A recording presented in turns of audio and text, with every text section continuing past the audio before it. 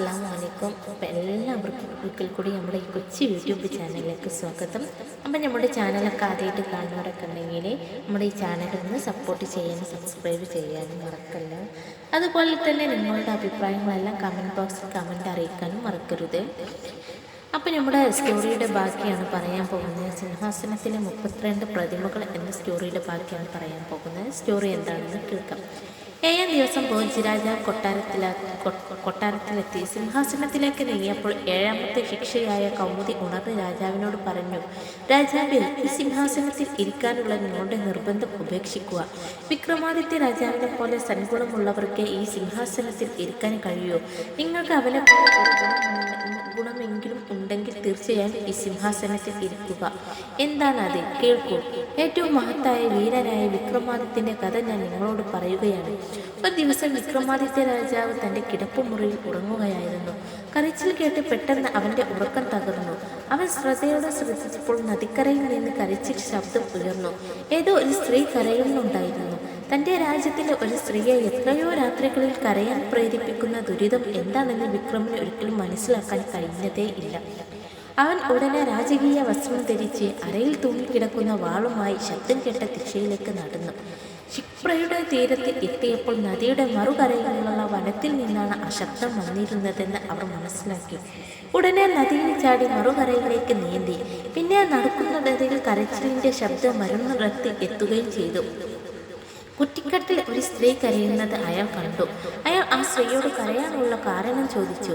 പലരോടും തൻ്റെ വിഷമങ്ങൾ പറഞ്ഞെങ്കിലും ഫലമുണ്ടായില്ലെന്നും യുവതി പറഞ്ഞു.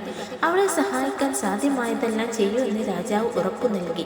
അപ്പോൾ ആ സ്ത്രീ താൻ ഒരു കള്ളൻ്റെ ഭാര്യയാണെന്ന് പറഞ്ഞു. പിടിക്കപ്പെട്ടപ്പോൾ കോടാപട്ടണ അവളെ ഒരു മരത്തിൽ തല കീഴായി തൂക്കിലേറ്റി.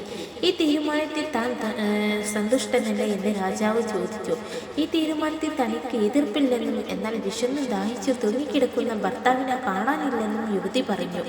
അവൻ വിശക്കുകയോ ദാഹിക്കുകയോ ചെയ്യണമെന്ന് പരാമർശിക്കാത്തതിനാൽ അയാൾക്ക് ഭക്ഷണവും വെള്ളവും നൽകാൻ അവൾ ആഗ്രഹിക്കുന്നു. എന്തുകൊണ്ട് ഇതുവരെ അങ്ങനെ ചെയ്തില്ല എന്ന് വിക്രമൻ ചോദിച്ചു.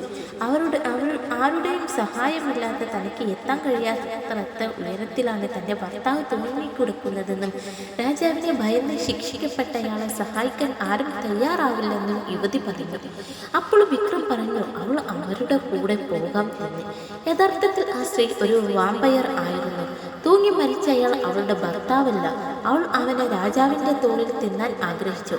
വിക്രം ആ മരത്തിൻ്റെ അടുത്ത് വന്നപ്പോൾ അവൾ ആളെ നക്കി തൃപ്തനാക്കി.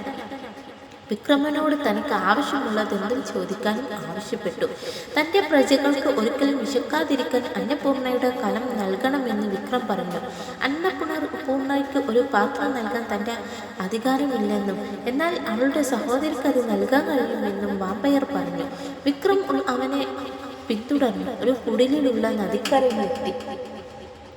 വാമ്പയർ ശബ്ദം നൽകിയപ്പോൾ അവളുടെ സഹോദരി പുറത്തേക്ക് വന്നു. അദ്ദേഹം രാജാവിൻ്റെ സഹോദരിക്ക് പരിചയപ്പെടുത്തി കൊടുത്തു. അന്നപൂർണ പാത്രത്തിൻ്റെ യഥാർത്ഥ ഉദ്യോഗസ്ഥൻ വിക്രമാദിത്യനാണെന്നും അതിനാൽ അവൾക്ക് അന്നപൂർണ നൽകണമെന്നും പറഞ്ഞു. അവൻ്റെ സഹോദരി സന്തോഷത്തോടെ അന്നപൂർണ പാത്രം അവന് നൽകി.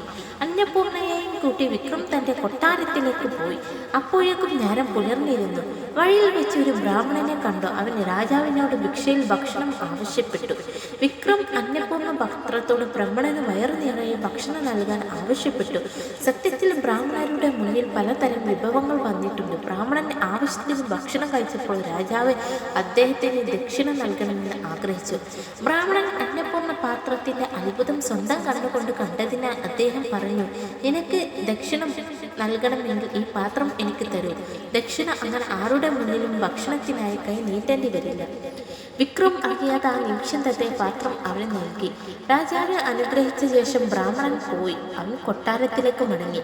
കൗമുദി പറഞ്ഞു, രാജാവിനോട് പറയൂ, വിക്രമിൻ്റെ സ്ഥാനത്ത് രാജാവ് ഉണ്ടായിരുന്നെങ്കിൽ നിങ്ങൾക്ക് ഇത് ചെയ്യാൻ കഴിയുമായിരുന്നു. ഇങ്ങനെ പറഞ്ഞ കൗമുദി വീണ്ടും സിംഹാസനത്തിൽ ചെന്ന് വെറുപ്പെർപ്പിച്ചു. ഭോജരാജാവ് ചിന്തകളിൽ മുഴുകി.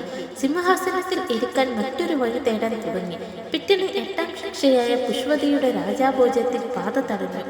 അടുത്ത ലക്കത്തിൽ വായിക്കാം നമുക്ക്. ബ്രാഹ്മണൻ അന്നപൂർണ്ണ പാത്രത്തിലെ അത്ഭുതം സ്വന്തം കണ്ണുകൊണ്ട് കണ്ടതിനാൽ തന്നെ അദ്ദേഹം പറഞ്ഞു, നിനക്ക് ദക്ഷിണ നൽകണമെങ്കിൽ ഈ കലം എനിക്ക് ദക്ഷിണയായി തരൂ. അങ്ങനെ ഞാൻ ഭക്ഷണത്തിനായി കൈ നീട്ടി ആളുടെ വിക്രം അറിയാതെ ആ നിമിഷം തന്നെ പാത്രം നൽകി.